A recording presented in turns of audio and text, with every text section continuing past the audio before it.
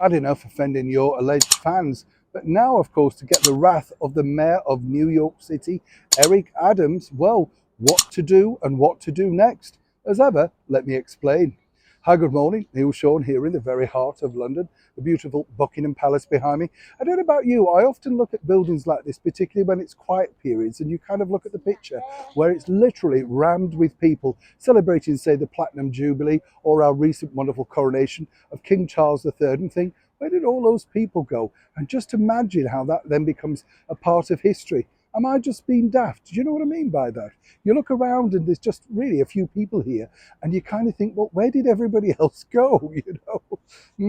Perhaps that's what the mayor of New York City, Eric Adams, would like to know, particularly after his city was, well, blasted around the world. That's all thanks, of course, to the recent visit from the ex-royals known as the Duke and Duchess of Sussex. The bigger problem, you see, for Harry and Meghan was it was meant to be this celebratory night, a return back to form, as we all know.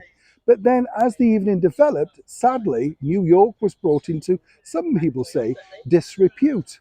Why though? I all know this really centred upon the fact that there was an alleged car chase for 2 hours, Meghan Markle in and out of yellow cabs, and more importantly, of course, the mayor of New York City, Eric Adams, having to address, a press conference to explain exactly what had gone on.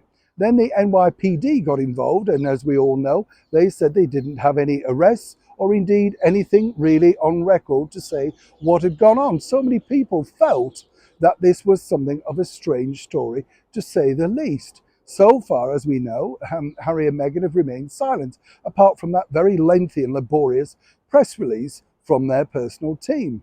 But now, according to a very good source, and as ever we have to say allegedly, it looks like the ex-royals may have to apologise to the mayor, Eric Adams, simply because, it's just bad form. There you do turn up on the night, you get police protection provided for you on that very special evening, and that seemingly is how the story unfolds. You see, the bigger picture that Mr. Adams is concerned about, I am told, and as ever we have to say allegedly, is the negative impact that this particular story can have around the world.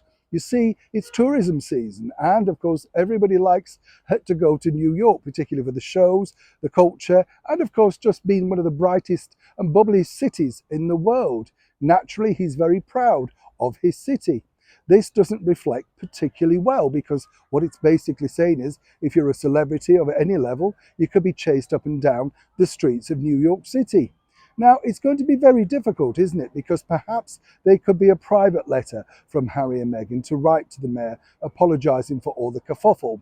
But more importantly, I think, according to a very good source, they would very much like at City Office to have a public apology. Now, when you're Prince Harry, you must kind of wonder, even in your darkest moments, and step back and say, how on earth did I get embroiled in all of this? I never used to have these problems before. I'm sure you must think like that, sir. But the bottom line is, obviously, with those sort of, well, shall we say, misdemeanors, comes some point where you have to say sorry. And right now, it appears not just the mayor of New York City, but the residents feel very hard done by. And Harry and Meghan, if they had any manners or civility at all, would make a very public apology about whatever the situation developed and was in their short time in one of the friendliest and most importantly, much loved cities of the world. Neil Sean, Buckingham Palace, London.